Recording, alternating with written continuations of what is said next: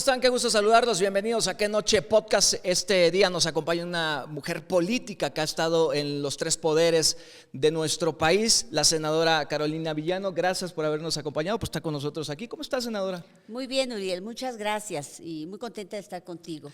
De la Sierra Hidalguense al Senado de la República, una ruta complicadona, ¿no? ¿Dolorosa? Pues larga, porque llevo muchos años en el sector público. Yo inicié mi carrera en el Poder Judicial y más bien en el Ejecutivo, porque fui defensor público por examen de oposición, egresando inmediatamente de la universidad. Yo ya había hecho mi servicio en el Poder Judicial como auxiliar de secretario, acomodando y cosiendo expedientes, ya sabes, le cargan la mano a los servidores. Sacando las copias. Sí, a los servicios sociales, exactamente, así me trataban. Pero aprendí muchísimo y luego fui defensor público porque yo quería defender a los pobres. Incluso me ofrecieron un trabajo con mayor sueldo y con mayor comodidad y no lo acepté. En el Ejecutivo. Me lo ofreció un maestro que conocía a mis padres y era de la Sierra y no quise aceptarlo en audiencia pública. Yo me fui a ser defensor público y bueno, de ahí para adelante, después de estar en el Poder Judicial como secretario de Acuerdos Familiar, Civil, defensor público, coordinador de defensoras de oficio, me invitaron al Ejecutivo porque andaban buscando cuadros de mujeres para formarlas, jóvenes, yo era muy joven, y me invitaron una vez en una reunión con un gobernador. Les preguntan a todas las que estábamos ahí, éramos mujeres, que cómo veíamos el sistema de justicia en sus diferentes aspectos, derechos humanos, procuración, impartición de justicia. Y yo, aprovechando que estaba el gobernador, fui muy crítica, no sé si fue auténtica, pero no sé si fue un poco inocente, pero yo me aventé durísimo a criticar el sistema de justicia. Te estoy hablando de hace 30 años más, ¿eh? Sí. Entonces, pues el gobernador fue muy receptivo, le llamó mucho la atención mi actitud, valiente o no sé.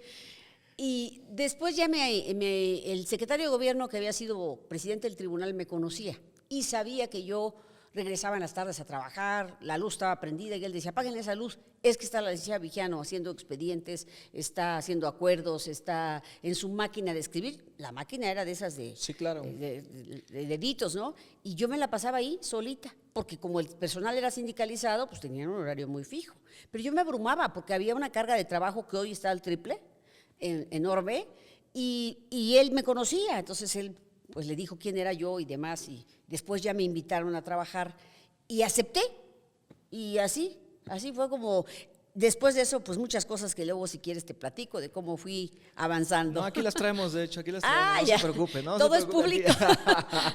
Aquí las traemos. ¿Cuál fue esa primera puerta que se le cerró, que le sirvió o que le sirve hoy en el presente? Mira, yo creo que la primera puerta que se me cerró fue, yo llevaba muchos años queriendo ser senadora de la República, pero me di cuenta un día que los jefes políticos, que eran los gobernadores de mi estado, habían decidido que yo, pues a lo mejor era yo un poco peligrosa porque iba yo a ser una mujer como soy, auténtica, con autonomía, ¿no? Sobre todo, y entonces como que dijeron, tú llegas hasta aquí, de diputada federal no pasas. Ni para senadora ni para gobernadora. Entonces yo me di cuenta que había el techo de cristal, ¿no? Como es ese techo de cristal que tienes que romper con la cabeza y que te deja heridas. Entonces, francamente, me di cuenta de eso y después de la derrota que tuvimos en el 2000, yo llegué a la Cámara de Diputados por primera vez. Yo estuve en la mesa directiva, vi cuando le entregamos la banda presidencial a Fox y debo confesarte una cosa, Uriel, estaba yo feliz. Y tú vas a decir, ¿cómo? Si perdió tu partido. Sí, claro. Yo estaba feliz porque yo era una joven que sentía que ya el PRI tenía que sentarse y discutir y debatir qué tenía que hacer en esta etapa nueva, qué le tocaba hacer, en qué tenía que hacer cambios profundos. Una reforma del poder, como decía Luis Donaldo Colosio. Entonces yo estaba convencida porque decía, ya, se van todos esos que ya me tienen fastidiada, que siempre veo en la televisión, que son los de siempre y que están ahí y que nos han hecho daño porque pues escuchaba yo todo lo que escuchaban los jóvenes y el resto de la población. Entonces yo estaba feliz. Dije, porque nos va a servir. Yo pensaba, nos va a servir. Desafortunadamente nunca dimos ese debate al interior del partido. Dice que le dio felicidad ver a Fox, ¿no? Me dio felicidad la alternancia. La alternancia. La alternancia. ¿Pero no sintió que estaba traicionando al partido? No, yo sentí que era una oportunidad para el PRI de recapacitar, de reflexionar, de hacer cosas diferentes, de cambiar algunas cosas. Para mí era una oportunidad, sobre todo porque era yo muy joven. Entonces, yo tenía 30 años y yo decía, bueno, pues es una gran oportunidad para nosotros, porque ahora sí vamos a seguir siendo un partido, el que construyó este país, pero un partido de este nuevo ciclo. ¿Y eso lo dijo públicamente? ¿Lo dijo entre Fíjate entre que los priistas? No necesariamente lo dije. ¿Sabes? En esa época sí lo platicaba con amigos, no en política, ¿verdad? No públicamente, pero sí lo llegaba a platicar, incluso con mi padre, porque mi padre fue el primero que me dijo, hija, va a perder el PRI. Y yo era candidata. Y yo me molesté. Le dije, oye, papá, pero ¿cómo me dices eso? No es posible que tú me digas eso, ¿verdad? No, es que va a perder la presidencia de la República. Entonces, yo me daba cuenta, porque estaba mi foto con la del candidato a la presidencia y la gente en náhuatl, que yo lo entiendo un poco, me decía, tú sí te queremos, a ti sí, pero a este señor no. Y cortaban la foto.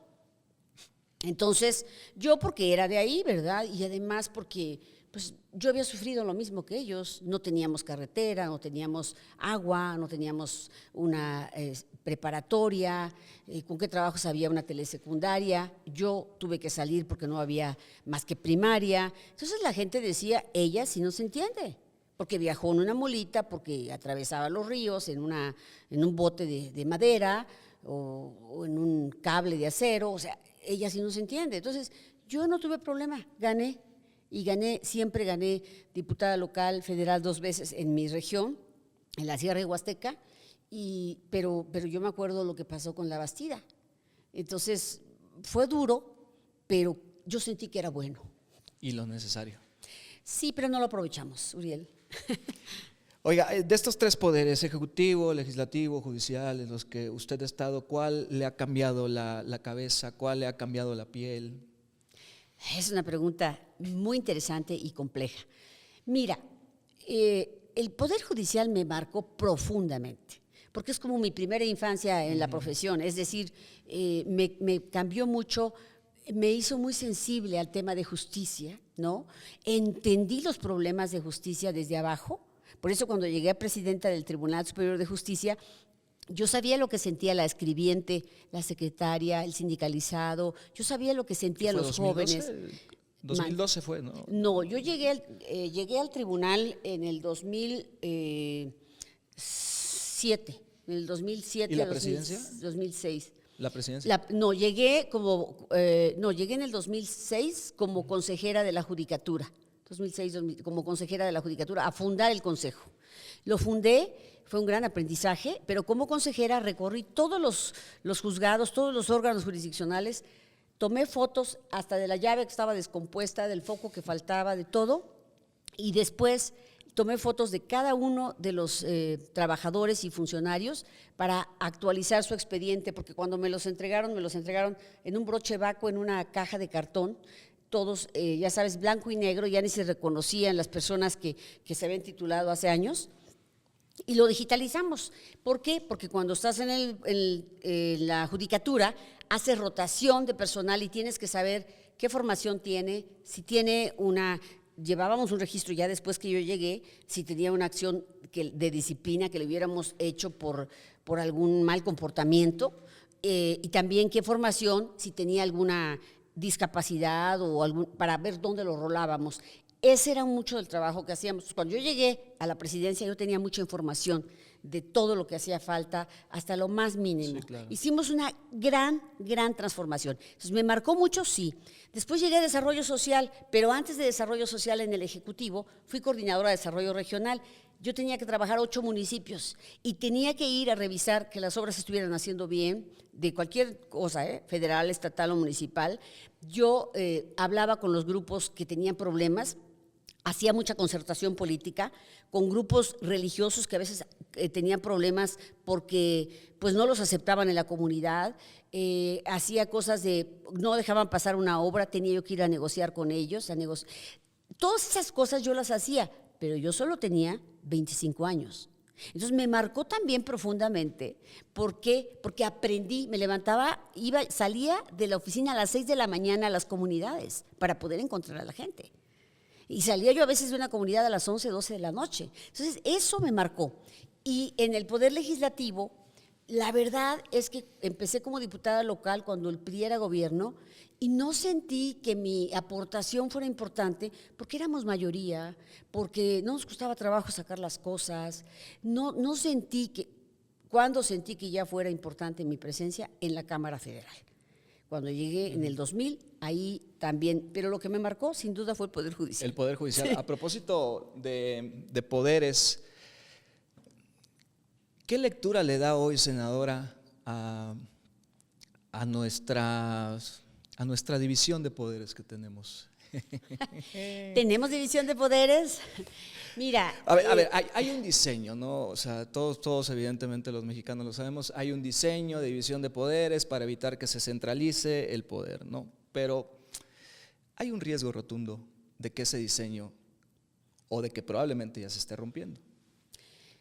Mira, desafortunadamente el régimen actual es, yo te usaría una palabra que todo el mundo va a entender, son muy hipócritas.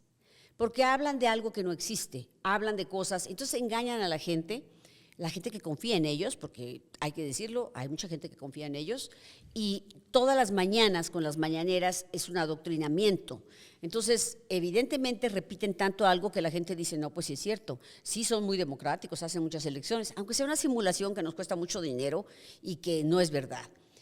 La división de poderes hoy en día, pues no existe.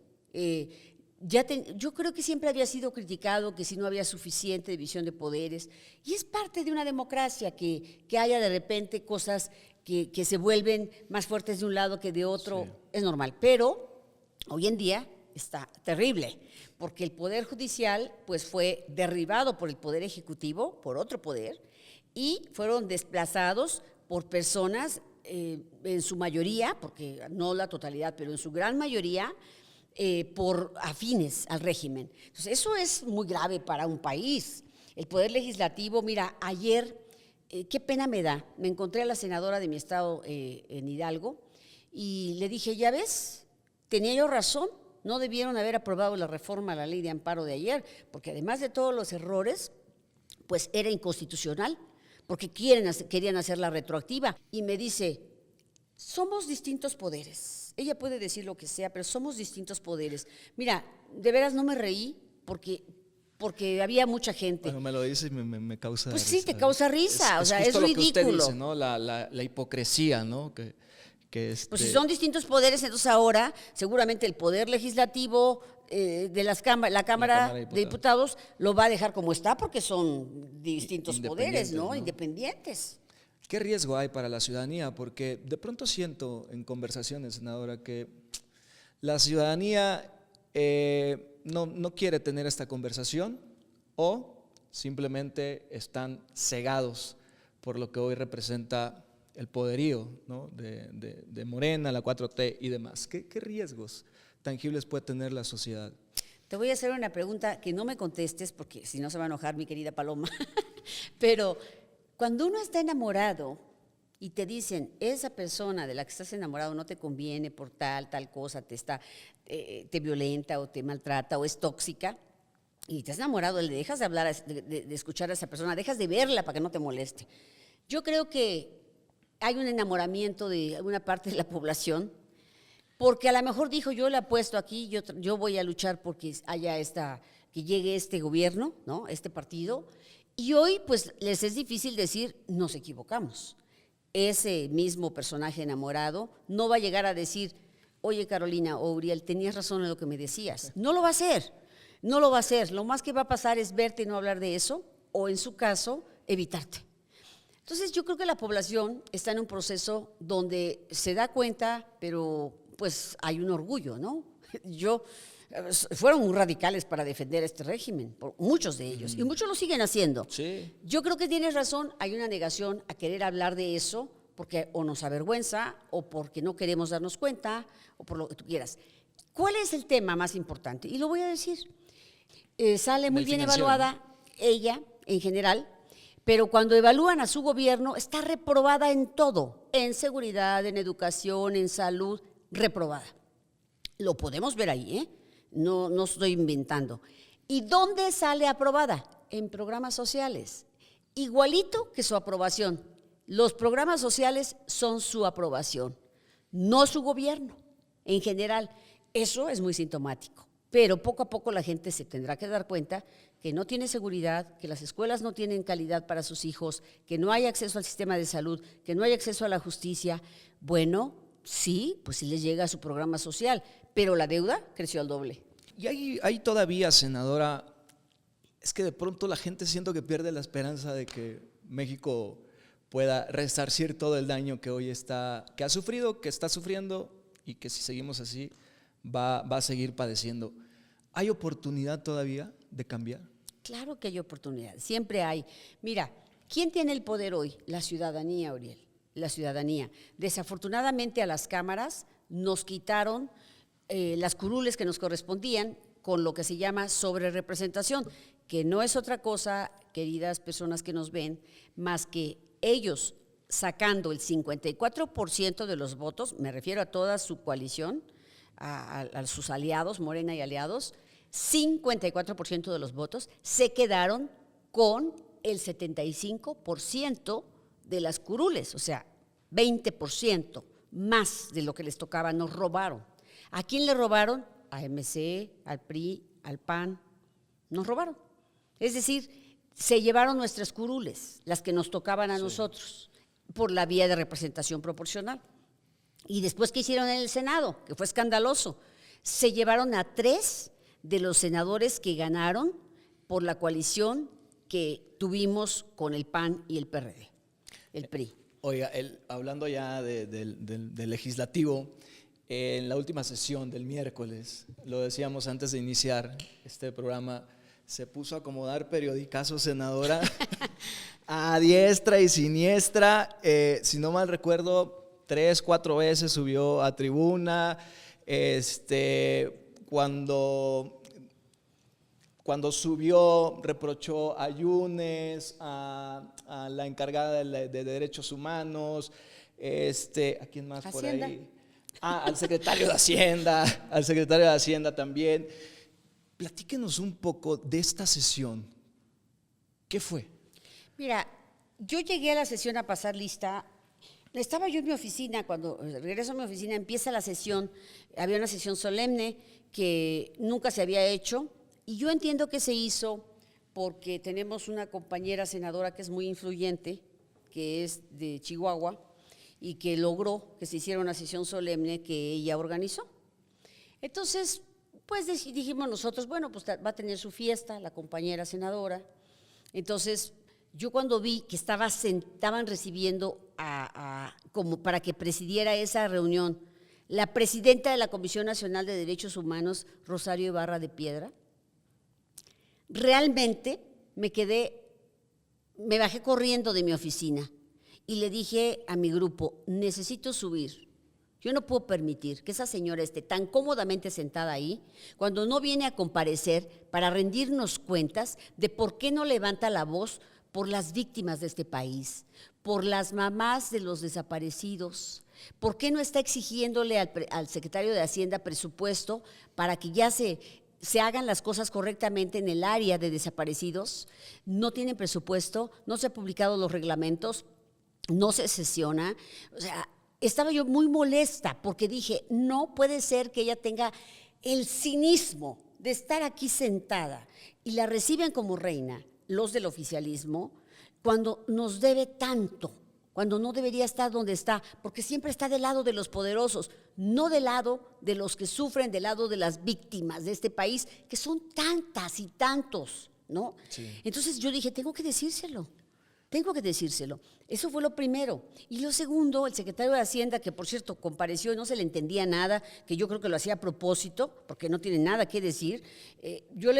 Por supuesto que muy molesta, porque ¿cómo nos dice que vamos a crecer si no hay inversión pública? Si el pago de la deuda, de intereses de deuda, es más grande que lo que va a invertir en infraestructura para que crezca el país, infraestructura que no tenemos, y cada vez la ha ido reduciendo. Es decir, cada día castiga educación, salud, seguridad, cultura, deporte, turismo, todo castiga. ¿Para qué? Y se sigue endeudando para darle al Tren Maya más de 30,000 millones, para rescatar a Pemex, y mientras por otro lado ordeñan Pemex. Dije, no, este señor tiene que escucharme, porque si yo le pido una audiencia en su oficina no me la va a dar. Sí, claro. ¿Y Yunes? Oye, Yunes es una vergüenza. ¿Cómo es posible que él haya sido el que dio el voto para que se hiciera una reforma al Poder Judicial donde le quitaron su autonomía? Yo subí y le dije, el nombre de ustedes, traidores a la patria, ya está en la historia de este país. Lo van a leer sus nietos, ¿no les da vergüenza? Van a saber que ustedes crearon toda esta decadencia política que estamos viviendo. Pues la verdad es que es increíble. Yo te puedo asegurar que mucha gente piensa como yo y yo la represento, Uriel. Sí. Oiga, senadora, y la cereza del pastel de ese día, ¿no? La reforma a la ley de amparo. La reforma a la ley de amparo. A ver, Uriel, el juicio de amparo ha sido una figura reconocida mundialmente. Tenemos esa figura hace siglo y medio y se hizo para defender al ciudadano común, el de la calle, el comerciante, quien sea, de los abusos de poder. Porque el poder, critican que cuando el partido, el PRI era hegemónico, había autoritarismo. Yo pienso que sí lo había esta figura para defender a la gente. Hoy hay más autoritarismo que en esa época y hoy es más reprobable porque hay más apertura democrática. Es inconcebible que en esta época suceda. ¿Qué están haciendo ahora? Después de hacer todo lo que han hecho, quitado los contrapesos en el legislativo, los contrapesos de los poderes con el judicial, después de desmantelar todos los órganos autónomos que le daban poder al ciudadano, van y le quitan esta protección, la última línea que tenía el ciudadano para defenderse de abusos de poder. Tiene tanta concentración de poder este gobierno.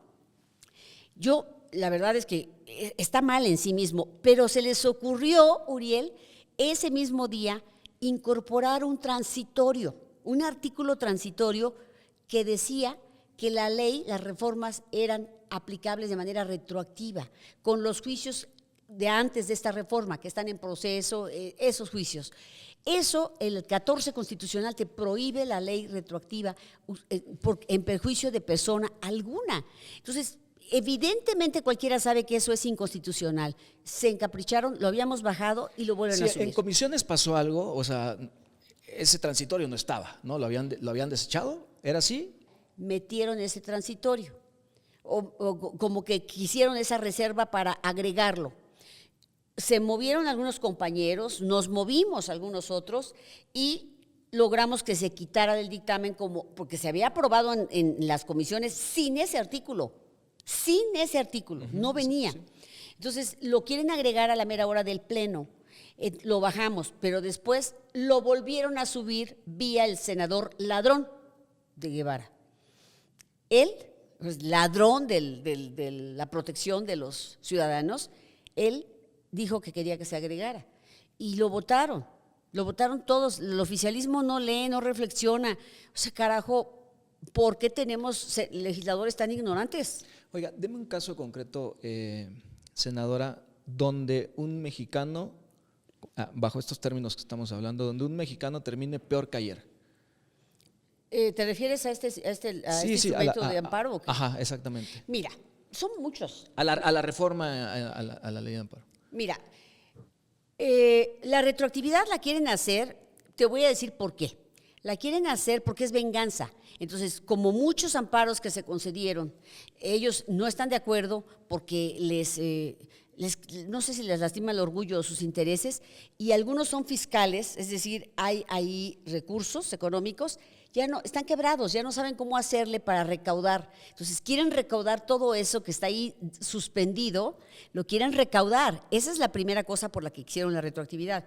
Pero vámonos más allá del resto de la reforma. Sí. El resto de la reforma lo que hace es que, por ejemplo, antes se podía que si pasaba en alguna comunidad un tren o una obra o ponían un basurero o alguna cuestión para residuos, la comunidad podía decir, nos afecta.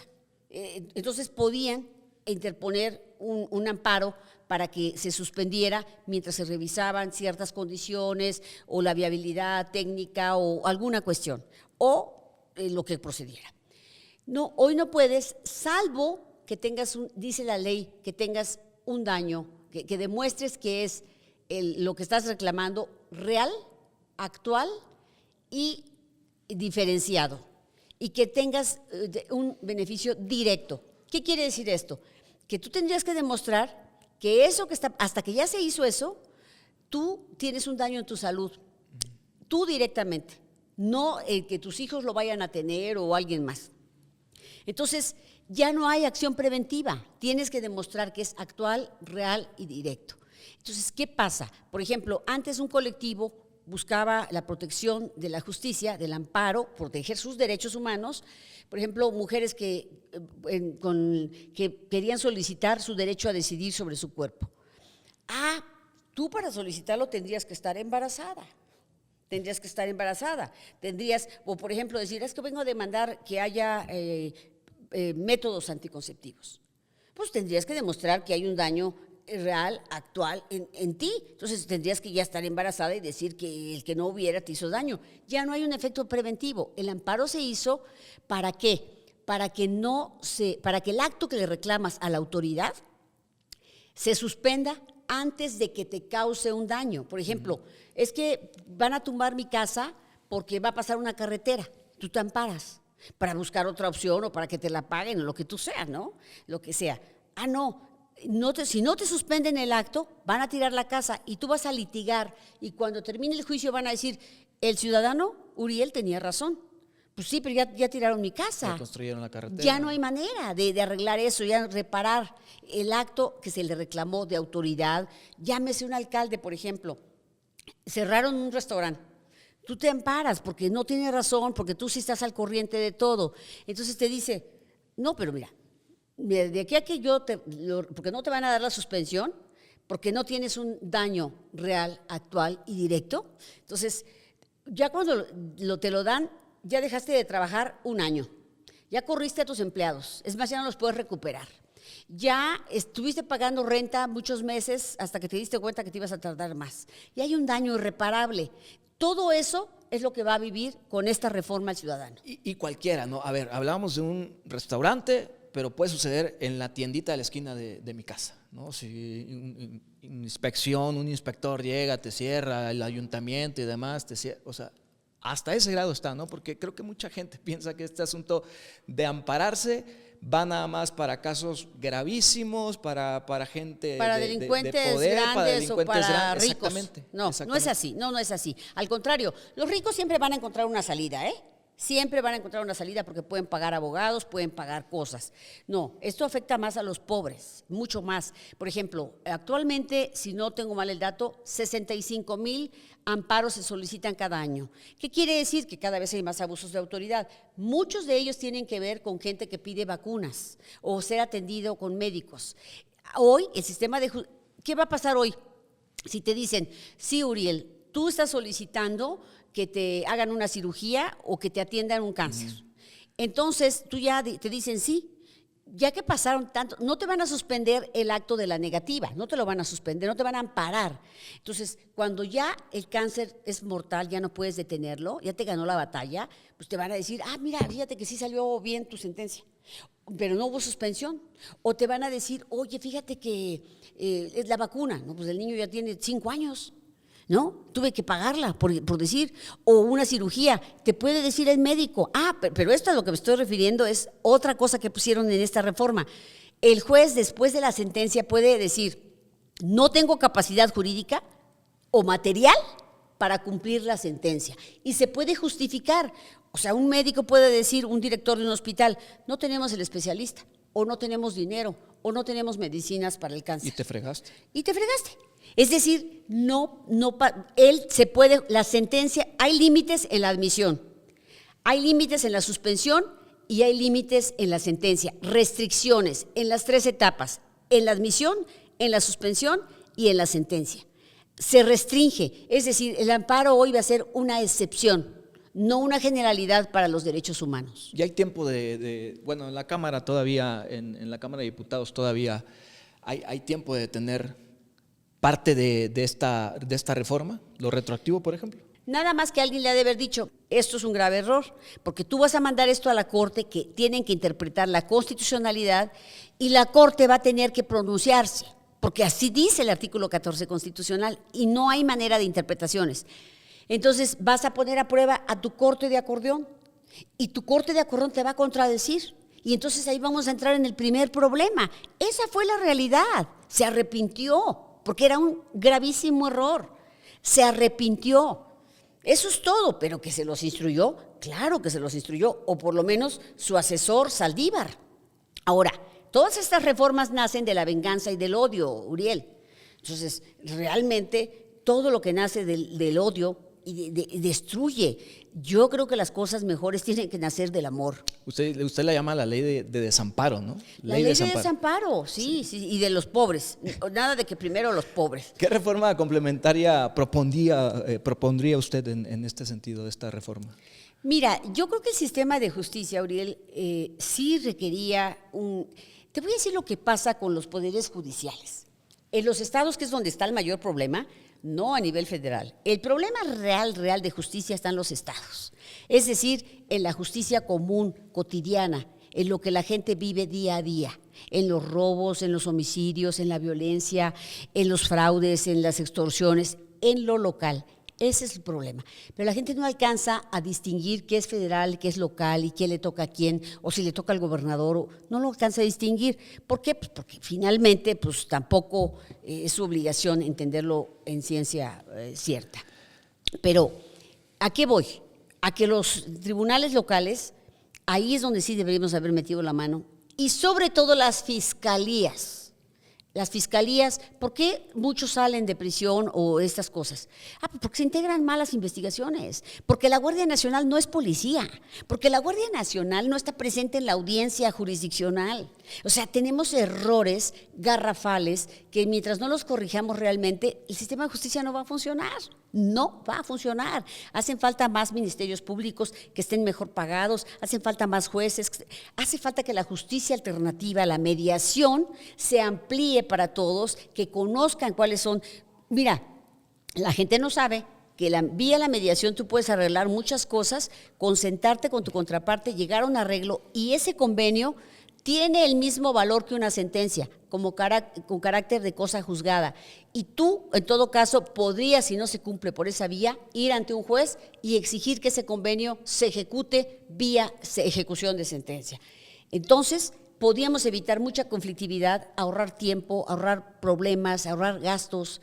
Se podía hacer grandes cosas. Yo en Hidalgo, cuando fui presidenta, puse 3 centros de justicia alternativa indígena, porque a esos lugares es inaccesible la justicia para la gente y tenía que ser en su idioma. Y créeme que no se le ha dado suficiente difusión, pero es una gran solución. Evidentemente, la forma en la que se hizo la reforma al Poder Judicial no coincide usted. Absolutamente no. Y te voy a decir… Pero se necesitaba hacer una reforma al Poder. Era necesaria una reforma. Yo lo que te quiero decir es que no le ponen atención, porque a los gobernadores, que la mayoría son unos ignorantes, no entienden, no voltean a ver al Poder Judicial como si eso dijeran, ay, ¿eso qué importa? Yo voy a hacer carreteras, voy a poner cemento. Todos los gobernadores ignorantes lo único que quieren hacer es echar cemento en las calles. No quieren hacer cosas que mejoran la convivencia humana, que mejoran la calidad de vida. No quieren hacer eso, ni cosas preventivas, porque eso no se inaugura. Ellos quieren el confeti. Por eso estamos llenos de cosas así como hoy, ocurrencias. Y los tribunales, a ellos no les importa. ¿Y qué pasa? Mira, deberíamos de poner un porcentaje de presupuesto que se le dé a los poderes judiciales locales, porque los castigan. Ahí va el presidente magistrado a decirle al gobernador, ay, por favor, dame una lanita más, ¿no? Pues, ¿dónde está la independencia y la autonomía? Sí, claro. Si tiene que andarle pidiendo cada año que le dé un presupuesto, y si quiere la Secretaría de Finanzas le dice, pues ahí te va, ay, espérate, porque ahorita tengo otras prioridades. Entonces, desde ahí estamos mal. Por eso dicen que están sometidos los poderes judiciales, pues ¿cómo no? Si desde entrada no tienen autonomía presupuestal. Sí, vamos por paso. El Poder Judicial hoy está politizado. Sí. Hoy el Poder Judicial se ha usado como venganza. ¿Cuál fue el objetivo de la reforma? Vengarse. ¿De qué? Andrés Manuel, lleno de resentimiento, lleno de odio, dijo, es que yo por la Suprema Corte, los jueces federales me obligaban a poner vacunas, a darle vacuna de COVID a los niños. Me detuvieron el Tren Maya porque estaba haciendo… Otra cosa que es, ellos quitaron el amparo con efectos generales. ¿Qué quiere decir? Quiere decir que si Uriel o Carolina va y pide amparo por un tema, por ejemplo, de ambiental o un tema cualquiera… Sí, no directo. Sí, pero la colectividad que siente que también le afecta igual que tú, se acoge a esa protección. Okay. Es decir, se va a un colectivo que tiene el mismo problema. Una comunidad hoy en día no se puede amparar por un tema de medio ambiente porque tiene que demostrar que tiene que le afecta de manera real, actual y diferenciada. Entonces, realmente estas palabras lo sacan a todo mundo. En lo ambiental particularmente y en muchos derechos así humanos como este, pues te saca completamente. Entonces, la reforma que se hizo, su principal propósito fue vengarse y quitar a los jueces y poner los del bienestar. ¿Qué costo ha tenido el haber elegido por voto popular a jueces y magistrados? Mira, todavía no se ve. Bueno, ya lo estamos viendo en la Suprema Corte cuando vemos las sesiones que son ignorantes y que hacen muchas torpezas, ya lo estamos viendo. ¿Por qué este señor presidente tiene tantos asesores que contrató, creo que cerca de 103 asesores? Pues porque son ignorantes, necesitan quien les haga las sentencias, porque ellos no saben proyectar, porque quieren demostrar que sí van a abatir el rezago. O sea, eso quieren demostrar. Realmente no quieren que alguien salga y les diga, ¿ya ven? ¿No que dijeron que ahora iba a ser la justicia más rápida? Eso es lo único que están preocupados, no de la calidad. Están preocupados de la popularidad. Están preocupados de que no les vayan a decir que teníamos razón en que no se está dando resultados. Pero cuando salen, porque tienen que grabarse sus sesiones, se da uno cuenta de su profunda ignorancia realmente. Eso, mira, hay varias cosas que no se pueden esconder. Cuando estás enamorado, cuando tienes diarrea, cuando tienes tos y cuando eres un ignorante. Oiga, a ver, en su experiencia, ¿no? En la impartición de justicia, en su experiencia, ¿cuántos asesores necesita Hugo Aguilar, un presidente de la Suprema? Pues creo que la ministra tenía 5, ¿no? La ministra era una juez de carrera. ¿Qué es lo que la ministra creo que sufrió en esta etapa? Ella no tenía formación política y la discusión se volvió política con el Poder Judicial. Ella se comportaba como una juez, como una jueza. Es decir, yo lo digo porque yo fui presidenta de un tribunal, pero yo, fíjate bien mi formación, empecé en el Poder Judicial, me fui al Ejecutivo, de ahí me fui al Legislativo, estuve en esos poderes y regresé al Poder Judicial, pero mi origen fue ese. O sea, yo pude comprender y pude ser política dentro del Poder Judicial. ¿A qué me refiero? A que no me daba miedo tomar decisiones, a que no me daba miedo destituir a 2 jueces por corruptos. Después, cuando fui candidata a diputada, me persiguieron haciéndome campaña sucia, pero los corrí, absolutamente. Y tomé varias decisiones. Todas las oficinas de los jueces las hice de cristal. Dije, no, todo esto va a ser transparente. En donde se desahogaban las audiencias, había yo puesto cámaras. Es decir, tenía yo transparencia judicial, empecé a hacer uso de tecnologías, profesionalizar. Los jueces estaban como tú y yo aquí, y los magistrados salían a cámaras, a radio y televisión de Hidalgo, y salían a hablar de derecho. Se llamaba Hablando de Derecho el programa. Es decir, no me dio miedo hacer eso. ¿Por qué? porque tenía yo una formación que me ayudaba a un gobierno judicial. Pero los que llegan a esos espacios con una formación estricta de jueces, pues sí es más difícil. Le reclaman mucho al presidente Hugo Aguilar que no tiene carrera judicial. Pues no la tiene. En su vida ha sido secretario de acuerdos por lo menos, o actuario. Nunca ha tenido un cargo que le haya enseñado carrera jurisdiccional. Se ocupa una formación. Así como un político ocupa una formación, un juez ocupa una formación larga. ¿Quién lo mandó ahí? Mira, yo creo que le pareció muy como dirían los chavos, se le pareció una buena moda al presidente López Obrador, como dé lugar, haya sido como haya sido. Sí. Así, con billetazos, con órdenes de aprehensión, con carpetas de investigación, robándose los curules, y sacaron la reforma. Dicen que para eliminar la corrupción, corrompieron a todos los legisladores que se llevaron. Entonces, dime tú si van a eliminar la corrupción de entrada. Pero fíjate bien cómo perdió ella. ¿Quién puso a los ministros? Andrés Manuel. ¿Ella qué tiene ahí? No tiene nada. ¿Quién puso a Hugo Aguilar? López Obrador, que les habló a sus gobernadores, les habló y les dijo: sáquenme la votación para Hugo. ¿Quién se esperaba que saliera Hugo? Vean de dónde salieron los votos. De los gobernadores de Andrés. O sea, hicieron un acordeón como Andrés dijo. Pero ¿de quién son esos candidatos? Son de Andrés. ¿Quién puso a la María Luisa o la Luisa María? ¿Quién la puso?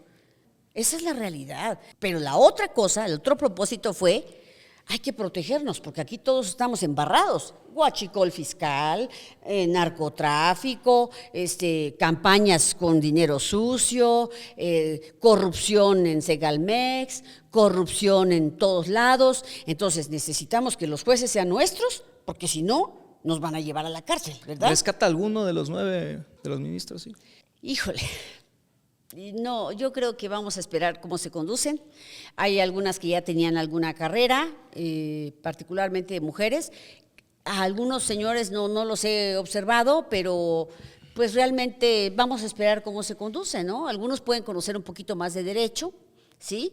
Pero yo te diría, quiero saber qué va a decir el presidente de la Corte respecto a que esta reforma de amparo les quita toda la posibilidad de amparo a los pueblos indígenas, todo, y a los pobres. Quiero ver qué va a decir él, que dice que es un indígena. ¿Sabes cuál fue lo que más aportó Andrés Manuel? Por eso lo pusieron. Él hizo la consulta indígena para el Tren Maya, la manipuló, fue toda una farsa. Eso fue por lo que llegó. Es increíble. Viene ahora la reforma electoral, o bueno, se está trabajando en ella, la comisión presidencial y demás. ya la vi. No sé si la estoy encendiendo más o qué pasa cuando se le cuestiona o se le pregunta sobre una reforma electoral hecha por la comisión presidencial. Primero, cuando justamente por la vía democrática que construimos todos, incluyendo el partido que ella tenía antes, bueno, creo que ella nunca fue militante de ningún partido, en realidad. Pero ella, o el PRD, mejor dicho, y el PAN y otros partidos, y el PRI, ayudamos a que este país fuera más democrático, teniendo un árbitro electoral, irlo mejorando cada vez. Y cada campaña había alguna reforma después de cada elección para mejorar, de acuerdo a la experiencia que se había vivido.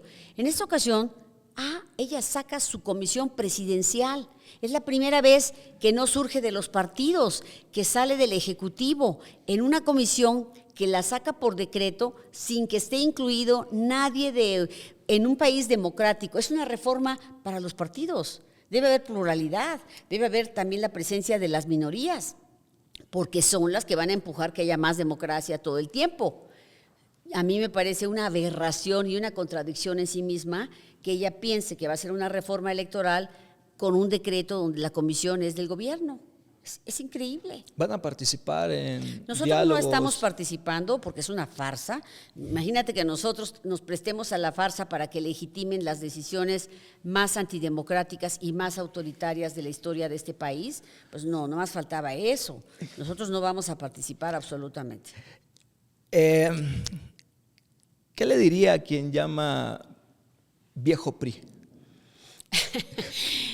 Mira, primero me río, porque muchas que dicen eso, pues han estado con nosotros, han sido parte de nosotros, ¿no? Nosotros somos un partido viejo, sin duda, somos el partido histórico de México, somos nada más y nada menos que el partido que construyó este país, somos el partido que pudo haber cometido errores, pero también debo decirte que daba resultados. Un partido que entendió también en su momento que tendría que buscar que hubiera alternancia, que participaran otros partidos en igualdad de condiciones, lo entendimos y así se hizo hace más de 3 décadas reformas para poderlo lograr. Entonces, yo creo que muchos jóvenes deberían saber que el PRI es el que creó el gran sistema de educación que hemos tenido, que nos formó a millones de mexicanos. Yo fui directora de CONAFE, que es una institución que yo amo profundamente, que también me marcó, porque esa institución, por ejemplo, se crió para los lugares. Este país tiene muchas comunidades muy apartadas y muy poquitos habitantes. Eso genera mucha dificultad del desarrollo. Hay habitantes, son 100 habitantes, 50, 200. No puedes poner una escuela porque es incosteable.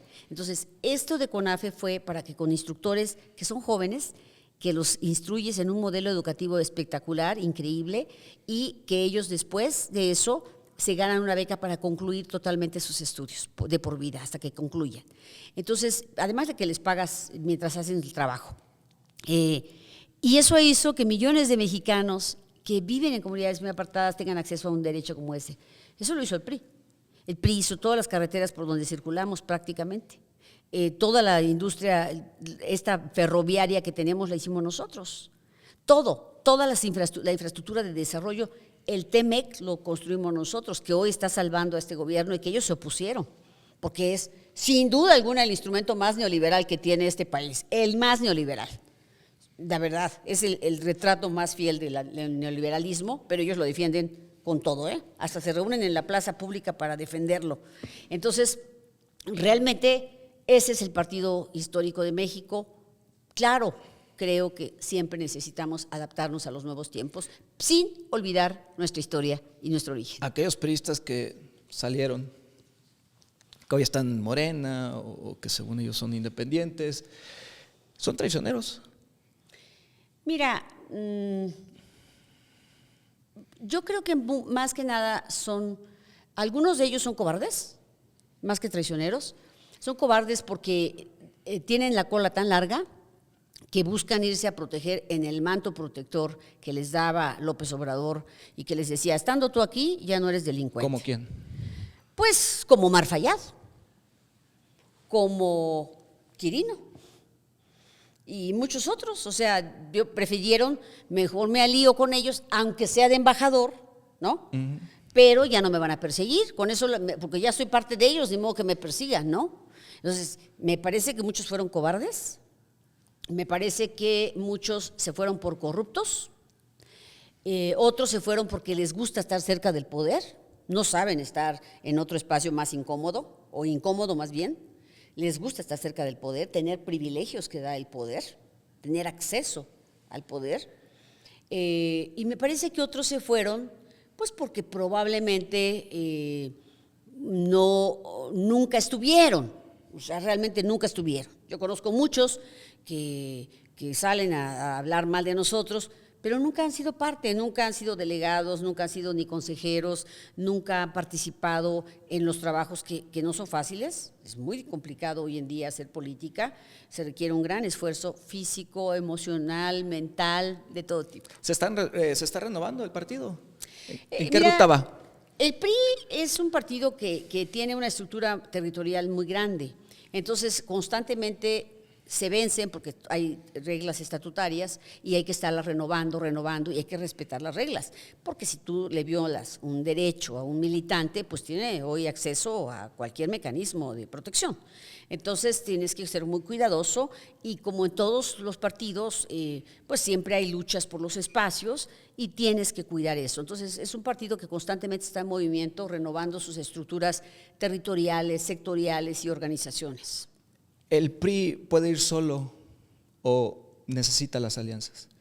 Mira, nosotros somos un partido que es proaliancista. ¿Por qué? Porque si estamos frente a un gobierno tan antidemocrático, donde se han roto los contrapesos, si estamos frente a un partido que avasalla, que no respeta ni la Constitución, si estamos frente a un partido que usa recursos públicos y también recursos ilícitos como del huachicol o del narcotráfico para competir, pues tenemos que ir juntos para defender la democracia y para poder tener un peso específico y poder ganar elecciones. Somos proaliancistas, sin embargo, como partidos siempre estamos organizados también para competir solos. De Hidalgo, 3 cosas que hoy le gusten de Hidalgo y 3 que no. Bueno, me gusta la sierra, yo soy de allá, me gusta la comida, me gusta la gente, por supuesto, nuestras tradiciones, nuestro folclore, me gusta la charrería, porque somos cuna de la charrería, somos cuna del fútbol. Me gustan muchas cosas de Hidalgo. ¿Qué no me gusta de Hidalgo? No me gusta que tiene pocas oportunidades, especialmente para los jóvenes, pero también para la gente en general. No me gusta que ha crecido la informalidad y consecuentemente eso hace que nuestra gente no tenga protección social, ¿no? No me gusta la pobreza que tenemos, es algo que duele profundamente.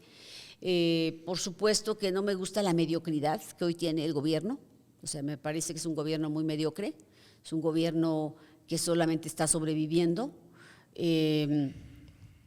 Y me parece que tampoco me gusta la decadencia política. Es decir, no me gusta esta parte donde hay impunidad para muchos y se persigue a otros. Por ejemplo, hay un tema de la estafa siniestra que le llamó Santiago Nieto a un robo que se orquestó desde el gobierno de Omar Fayad, y estén en la cárcel varios alcaldes y mandos medios, pues subsecretarios, directores, pero ningún secretario está en la cárcel. Es más, el gobernador es embajador. Me parece que hay una justicia selectiva que no se está haciendo correctamente y tiene que ver con eso. Tú me apoyas políticamente, no te persigo. O tú eres significativo políticamente para mí, pues vente. Y si no, pues para demostrar que hago justicia, pues voy a hacerle como que le hago, ¿no? ¿A usted la persiguen, senadora? No puedo decir eso. Lo que sí te puedo decir es que ayer, por ejemplo, estuve en mi estado y lo que hacen es, te entrevistan, pero no sale todo lo que dices. O sea, entonces, pues simplemente controlan medios, eso es lo único que te puedo decir que pasa conmigo, pero de ahí en fuera, yo por eso tengo mis redes y digo lo que quiero. O sea, finalmente esas las benditas redes sociales, ¿no? Exacto. Diría el clásico.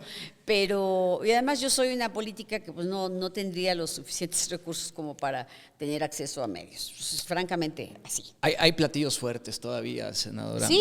Huachicol fiscal, La Barredora, Adán Augusto, narcopolíticos. ¿Por dónde quiere empezar? A ver, vamos a empezar por huachicol fiscal. Mira, huachicol fiscal me parece que es el robo del siglo. Es un robo a los mexicanos terrible. A ver, ¿es la red de corrupción más grande de la historia de México? Yo te diría que a lo mejor del mundo, ¿eh? O sea, es increíble. Ahora, solo se puede entender el huachicol fiscal, tal cual hay que decirlo porque es fiscal, con el contubernio de los altos mandos. No se puede entender de otro modo. Porque tú, ¿cómo vas a poder controlar? Imagínate cuántos sellos tienes que pasar de aduanas y algo que allá lo reportaste como un aceite, pero acá ya lo reportas de otro modo y lo vas cambiando porque el aceite no paga impuestos. Entonces yo eso ¿a quién se lo dejo de pagar? Se lo dejo de pagar a Hacienda, o sea, a los mexicanos. O sea, hoy se calcula que 500,000 millones de pesos es el daño. No, dime quién ha caído de los altos mandos, nadie. Y los que están en la cárcel o están detenidos o eso, son mandos medios. Y los otros ya los suicidaron. ¿Te imaginas? Estamos frente a una mafia terrible. ¿El presidente lo sabía? Claro que lo sabía, es imposible que no lo supiera. ¿Cómo es posible que no lo va a saber? Pero además muchos se lo dijeron desde el 2019. Imagínate, llegaron en el 18. Desde que llegaron empezaron a fraguar eso, desde que llegaron. Es decir, para que en el 19 ya tuviera frutos ese esquema, y además en el 21 financiaron campañas con el huachicol fiscal. Carmona era el operador. ¿Qué hicieron con Carmona? Lo mataron. Lo mataron en Monterrey, afuera de una peluquería, lo mataron. O sea, créeme que es algo que no sé si una película lo pueda retratar. Es terrible. ¿Quién corrompió a la Marina, una de las instituciones en nuestro país más importantes, pero además más respetables en la historia de México? ¿Quién lo corrompió? ¿La delincuencia organizada? ¿Andrés Manuel López Obrador? ¿Sus altos mandos? ¿Quién fue? Andrés Manuel cometió un grave error. No solo militarizó la seguridad, militarizó todo, todo. O sea, criticaban al presidente Calderón porque ocupó a los militares.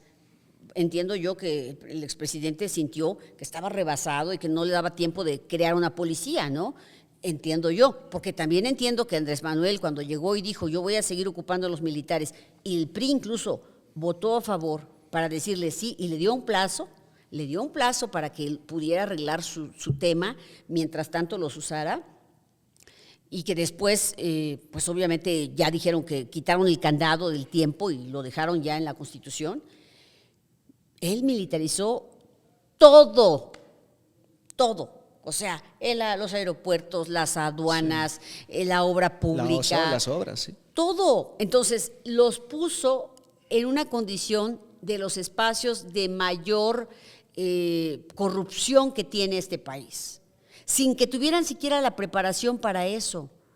¿O acaso son constructores, son ingenieros civiles? ¿O acaso, por qué deberían estar en aduanas? O sea, ¿por qué nosotros, yo me acuerdo de niña, cuando iban incluso los soldados, había paludismo y llevaban sus bombas ahí, llegaban caminando porque no había carretera, se echaban 5 o 6 horas caminando, o iban o había un desastre, que en mi tierra prácticamente es nada más desbordamiento de ríos o que se cayeran las casas, porque pues vivimos en puras laderas, ¿no? Entonces, realmente los soldados eran como que los que nos salvaban. ¿Cuántas fotos no vimos cargando niños, rescatándolos de un desastre natural? Y eso, por eso amábamos al ejército, porque decíamos, cada que tenemos problemas vienen y nos salvan, nos cuidan, ¿no? ¿Qué pasa ahora? Los corrompieron. La institución más prestigiada de este país la corrompieron. Claro, porque el otro dijo, para tener una dictadura yo necesito que nunca el ejército me vaya a dar un golpe de Estado. Entonces, fue una construcción completa de todo. Yunes, Luisa María Alcalde, dicen que no es huachicol fiscal, que es contrabando de combustible. De veras que Luisa dice muchas cosas, que tenga mucho cuidado, porque todo queda grabado. Yo me acuerdo cuando hablaba de la militarización en contra, ahí están grabadas sus... Y me acuerdo cuando decía, ¿cómo que el presidente no sabía de García Luna? ¿Cómo es posible? Pues oye, le digo, ¿cómo es posible que López Obrador no supiera? Mira, si no sabía, pues ¿qué tipo de presidente teníamos? Qué incapaz, qué inepto, honestamente, qué tonto, ¿no? Y si sabía, pues qué complicidad, qué nivel de corrupción. Cualquiera de las dos es terrible. O sea, ¿cómo es posible que se cuide de lo que dice? Que se cuide de lo que dice y de lo que hace, porque hace cada cosa. Oiga, también. para ir cerrando, Adán Augusto, ¿le cree que es ganadero? Híjole. Porque él dice que es ganadero y que esos recursos que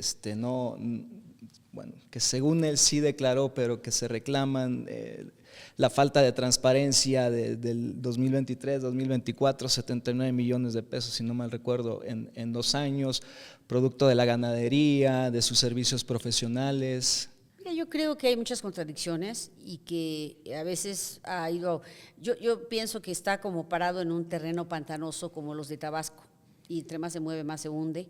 Me queda claro que ya lo dejaron solo. ¿Es fuego amigo? Yo creo que es fuego amigo. Nosotros no tenemos la capacidad de muchas cosas que han sucedido. Me queda claro que es fuego amigo y me queda claro también que, pues, que hay muchas cosas que están pasando adentro de Morena, pero como yo les digo, los mafiosos siempre terminan traicionándose. ve cualquier película de mafiosos y siempre terminan igual. No hay manera. El problema somos la ciudadanía, que quedamos en medio de sus pleitos y de la descomposición. Ese es el problema, Auriel. Entonces yo te diría que yo sí veo que hay fuego amigo en contra de él y yo, ¿qué te puedo decir? Creo que le tocó una condición muy complicada. Esta semana, justo en la sesión del miércoles, lo vimos muy tranquilo.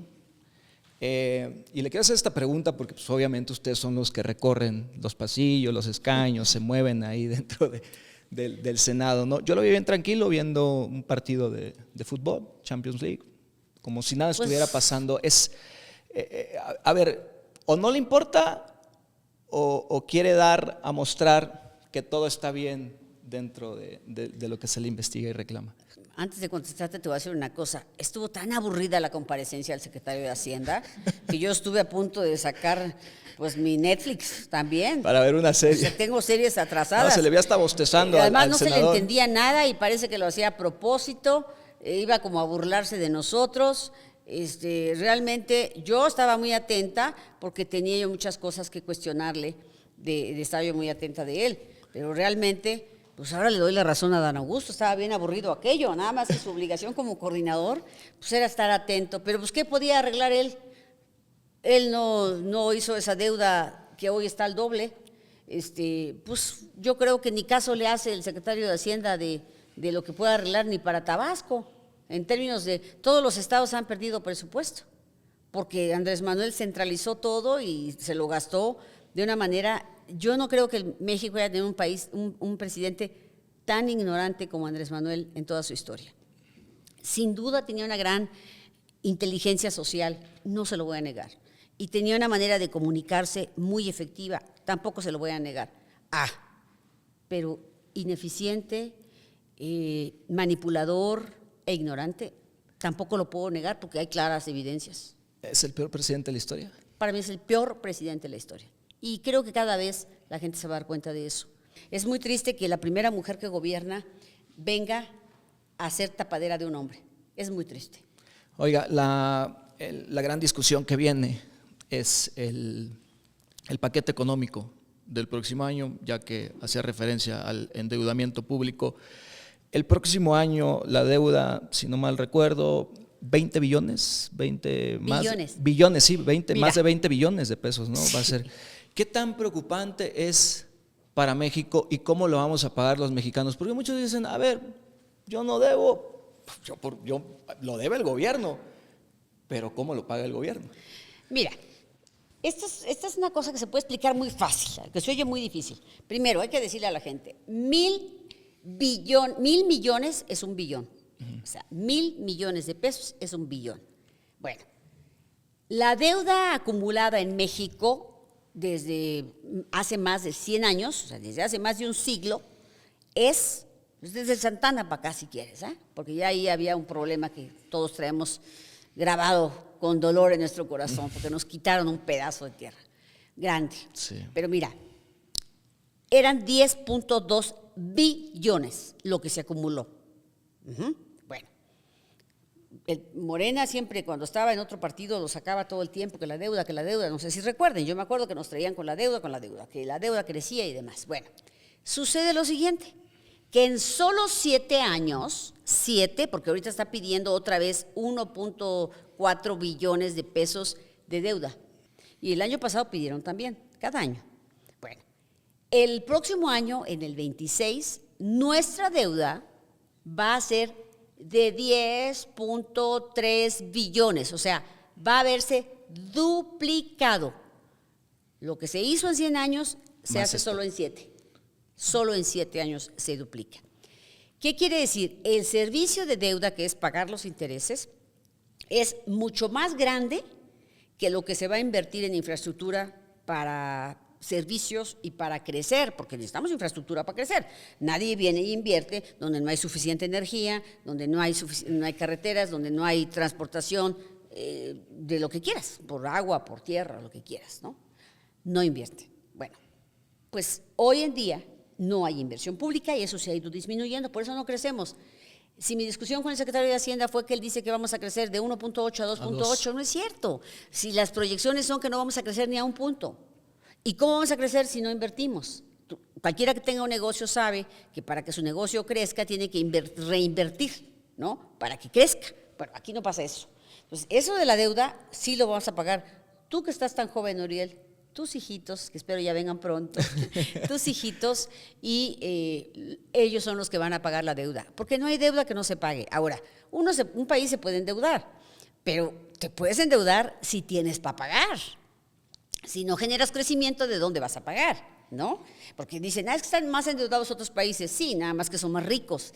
Nosotros ya no tenemos ingresos por petróleo. Todos nuestros ingresos, la mayoría, son por impuestos, ¿no? Por eso hoy, como están quebrados, van a cobrar impuestos a los refrescos, porque están quebrados y por eso quieren hacer retroactiva la ley para cobrar créditos fiscales. El país está quebrado económicamente. Mira, tan está quebrado que aprobamos una reforma que fue parte de lo que anunció López Obrador para ganar la elección del 24, de ponerles un salario mínimo profesional a maestros, a médicos, a enfermeras, a policías, de mínimo 18,000 pesos, mínimo.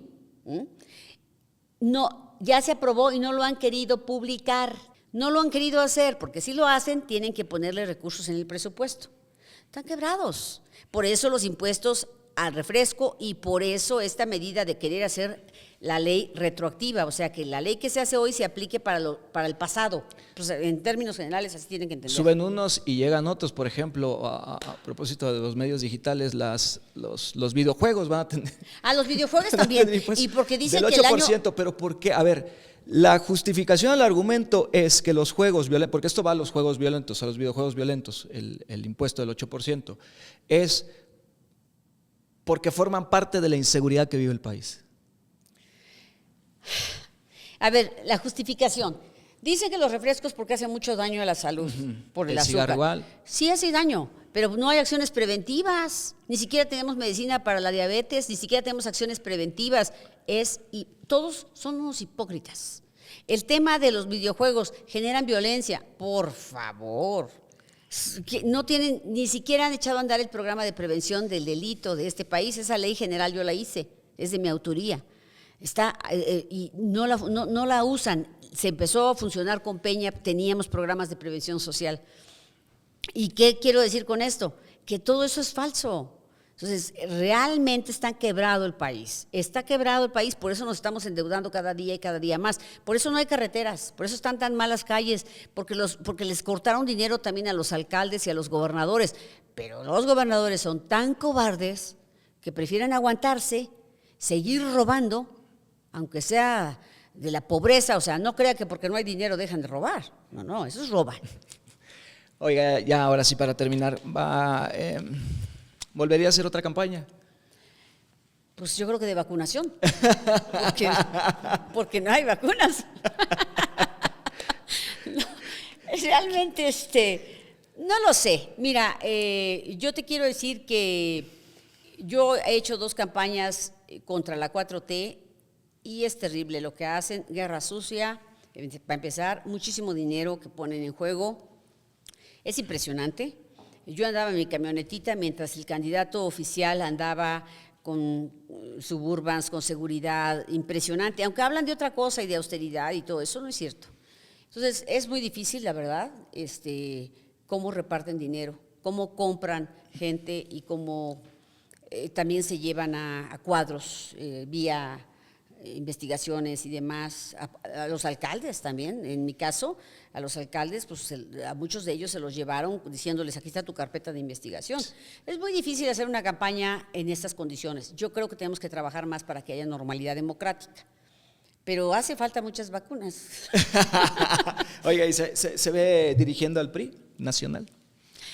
Mira, no lo veo en este horizonte, la verdad, lo estoy haciendo ahora desde la Secretaría General. La Secretaría General. Y está ahí Alejandro, que pues evidentemente no la está pasando bien porque ser opositor en este país no es fácil. Y bueno, pues ha sido muy...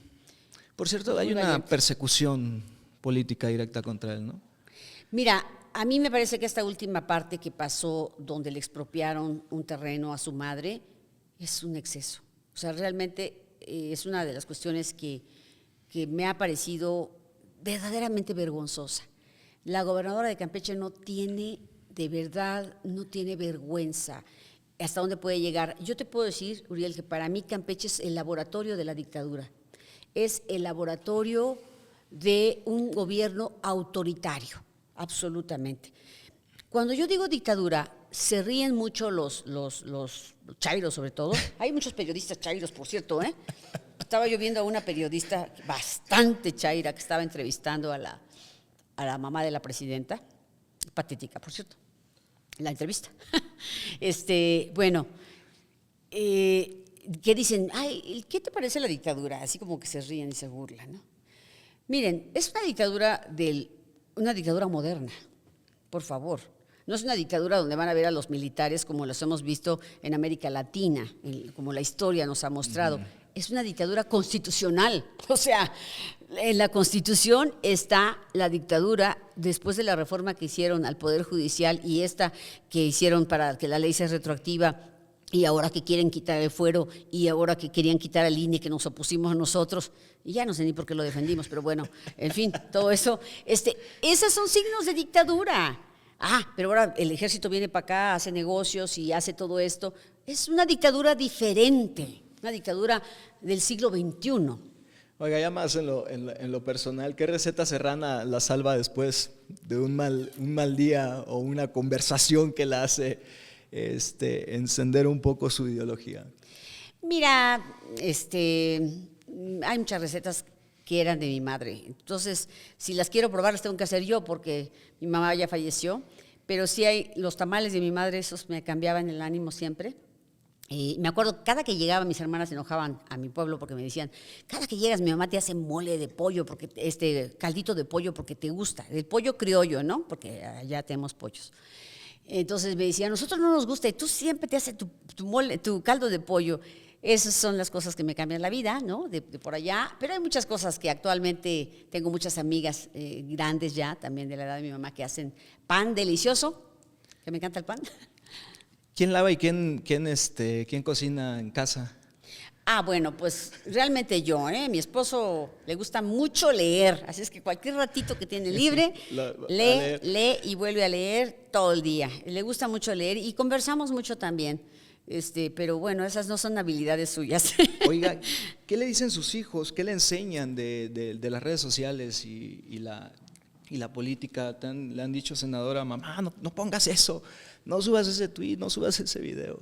No, realmente luego llego y el menor que no está en política, él trabaja en una empresa privada, y se va en su bici todos los días y así regresa, va a trabajar en su bici.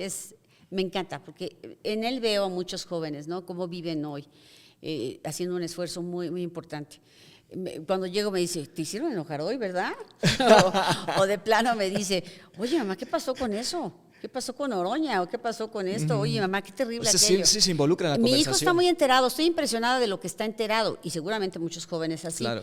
Y de repente, obviamente se expresa de que las cosas están muy mal, ¿no? Se conmueve mucho. A mi hijo le gustan mucho los animales, por ejemplo, y le gusta mucho el fútbol. Entonces está muy enterado de todo, muy, muy enterado, más de lo que yo pensaría. Pero no, nunca me dicen, mamá, no pongas eso, nada. Lo que sí es que sí me llega a decir, oye, mamá, ya, ¿no? Ya no te metas en política.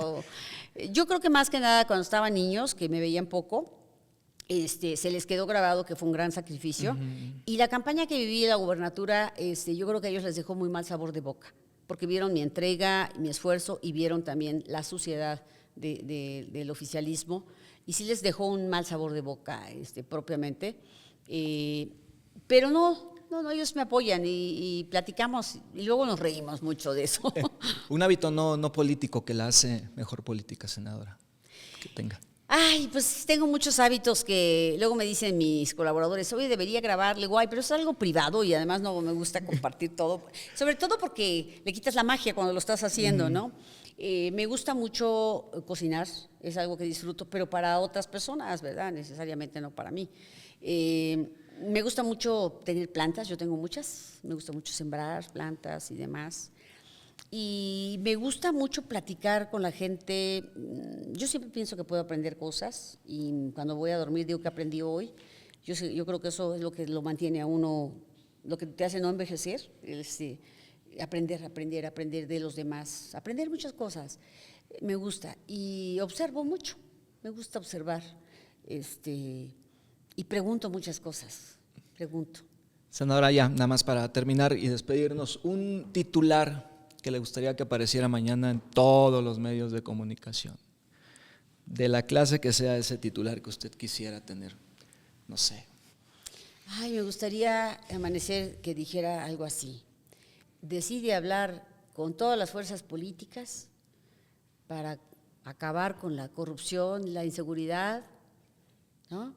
Y va a ir hasta las últimas consecuencias para limpiar al país, toque quien tope. Me encantaría ver eso. Gracias, senadora. Gracias. Gracias por esa plática y por el tiempo. Así nos despedimos. Muchísimas gracias. Nos vemos en un próximo episodio.